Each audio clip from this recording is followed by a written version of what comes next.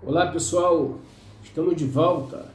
Eu sou o pastor Arilson Soares e nós estamos aqui nessa maratona devocional para explicar a importância da oração nas nossas vidas, tá bom?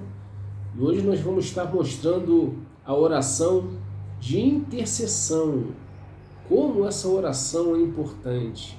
A oração de intercessão é quando alguém ora por você, intercede por você. Essa oração também tem um poder extraordinário. E nós vamos falar a respeito de um milagre que aconteceu na vida do apóstolo Pedro, que estava preso, já condenado a ser executado. E a igreja se reuniu para orar por eles. E quando a igreja intercedeu em favor de Pedro, o milagre aconteceu. Está no livro de Atos, não é não, pastora Daniele? Isso, está lá em Atos, capítulo 12, no versículo 5, aonde a oração incessante feita pela igreja, quando a igreja está reunida, você vê que milagres extraordinários acontecem. Porque nesse caso aqui, Pedro estava preso, Herodes encarcerou Pedro na prisão. Humanamente falando, era impossível ele se livrar daquela prisão. Mas através da oração, o poder de Deus se manifestou. E ali eu creio que ele foi transladado, porque não foi mexido em nada na prisão. As trancas estavam do mesmo jeito. Quando os guardas viram, estava do mesmo jeito. Como que eles saíram daqui? Eles ficaram atônitos, né? Tentando entender a explicação de como que eles tinham saído dali, que eles sumiram. Então vamos ler lá no capítulo 12, Atos 12, versículo 5. Não, vamos ler o 4 primeiro, né? E havendo-o prendido, o encarcerou na prisão, entregando-o 4 quartenos de soldados, para que o guardassem, querendo apresentá-lo ao povo depois da Páscoa. Pedro, pois, era guardado na prisão, mas a igreja fazia contínua oração por ele a Deus. Amém? Então aqui nós vemos o poder que tem a oração. Por causa dessa contínua oração, nós vamos ver lá no outro capítulo o que aconteceu. E eis, no capítulo 7, e eis que sobreveio o anjo do Senhor e resplandeceu uma luz na prisão. E tocando a Pedro no lado, despertou-o, dizendo: levanta-te depressa. E caíram-lhe das mãos as cadeias, porque antigamente, naquela época, eles eram presos com agrilhões, né? Nas correntes. Então, a partir do momento que o anjo ele chegou lá, essas correntes foram soltas, né? Das mãos dele. E disse-lhe o anjo: cinze-te e ata as tuas sandálias. E ele o assim fez. Disse-lhe mais: lança às costas a tua capa e segue-me. E saiu, o seguiu. E não sabia o que era real, o que estava sendo feito pelo anjo, mas cuidava que via alguma visão. Ele achava que ele estava tendo uma visão ali com o anjo, mas ele estava sendo transladado ali naquele momento, porque deve ser algo extraordinário, né, pastor? Exatamente. E observe bem que quando Pedro chegou fora da prisão, que a ficha caiu. E ele foi correndo lá para o local onde existia a igreja. A igreja antigamente era feita nos lares, pessoal. Era mais nos lares. Ele se reunia nos templos, mas a maioria das vezes nos lares, que era considerada a igreja. Até hoje nós fazemos também cultos nos lares. E culto também no templo, nas igrejas. E quando chegou lá, Pedro bateu na porta, viu a menina atender. Quando viu Pedro, Ela, no vez de abrir a porta, ela ficou tão emocionada que ela correu para avisar: Pedro está na porta, Pedro está na porta.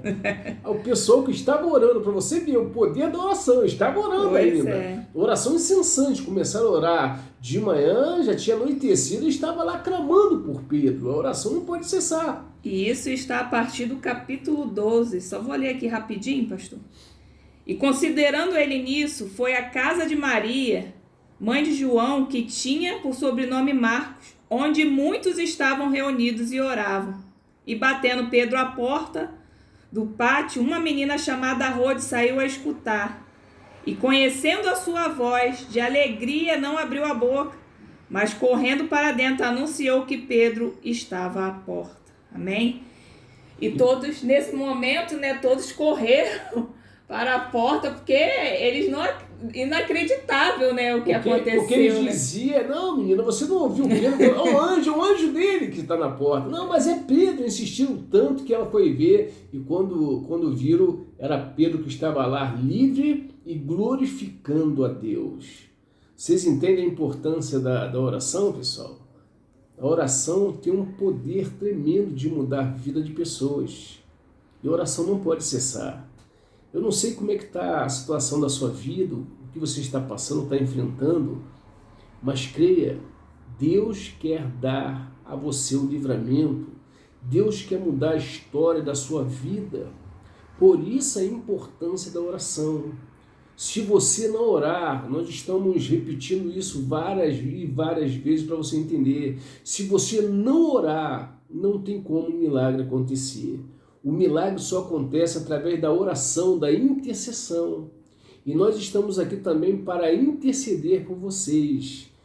Esse mês agora de setembro, dia 27 de setembro, vai fazer 22 anos que eu estou pregando a palavra de Deus, pessoal.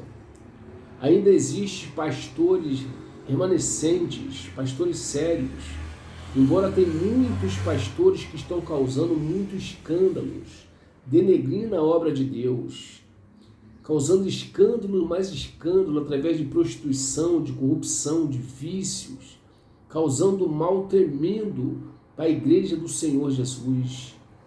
E muitas pessoas não acreditam mais em pastores. Quando fala o nome de pastores, as pessoas já dizem: é pilantra, é ladrão, quer extorquir pessoas. As pessoas não valorizam mais os pastores por causa desses escândalos que esses falsos pastores estão trazendo para a obra de Deus. Mas existe ainda homens e mulheres de Deus remanescentes que levam a obra de Deus muito a sério. São 22 anos que eu estou fazendo a obra de Deus e o meu maior prazer é abençoar a vida de pessoas que se encontram ainda sofrendo sobre os domínios do mal, trazendo libertação, curas, uma palavra amiga para fortalecer a sua fé. É isso que eu quero. Eu tenho prazer em fazer a obra de Deus. Eu tenho prazer em orar por você. É verdade. Se você quiser oração, entre em contato comigo. Se você quiser um conselho, entre em contato. A minha vida está no altar. Eu e minha esposa, a pastora Daniele, levamos a obra de Deus muito a sério. Ainda existe pessoas sérias no reino de Deus. Inclusive, quando eu estava no mundo, eu era uma pessoa completamente envolvida na vida do crime. Tem o meu testemunho, se você quiser ver, você pode acompanhar. Eu era completamente envolvido, um criminoso, assaltante, envolvido no Comando Vermelho. Já fiz algo terrível, viciado, trazia muitas dores e tristeza para todos da minha família. A minha mãe uma vez foi me visitar dentro do presídio chorando. Isso não saiu da minha memória. Na hora de ir embora, ela chorando, me abraçava, porque eu trazia muito desgosto para minha família. E hoje eu fui liberto, transformado. A minha família toda, minhas irmãs, meus irmãos, eles sabem o homem que eu era e o homem que eu me tornei. Eles viram a transformação de Deus na minha vida, chamado o novo nascimento. A minha mãe, ela adorava dizer que tinha um filho pastor. A minha mãe, ela tinha uma tranquilidade tremenda comigo. A minha mãe partiu, está na glória, faz 1 ano agora que ela partiu e ela foi para a glória, mas com o coração realizado. Eu fui o último da minha casa a entregar a minha vida para o Senhor Jesus.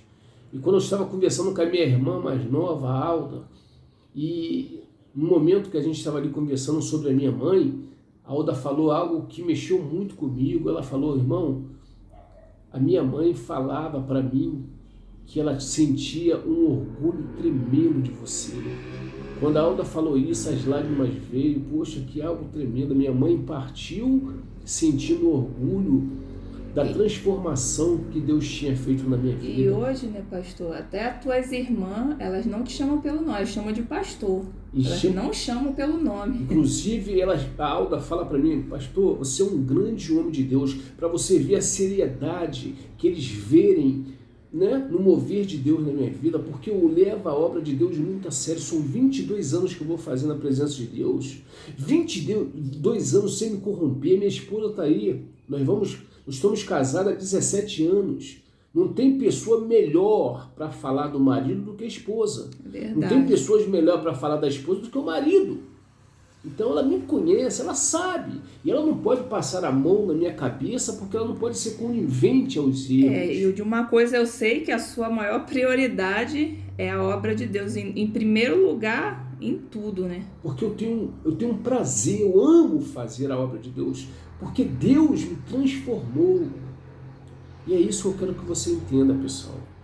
O ministério, a Igreja Batista Internacional Servo foi criada para abençoar você. Esse ministério é um ministério sério, tá bom?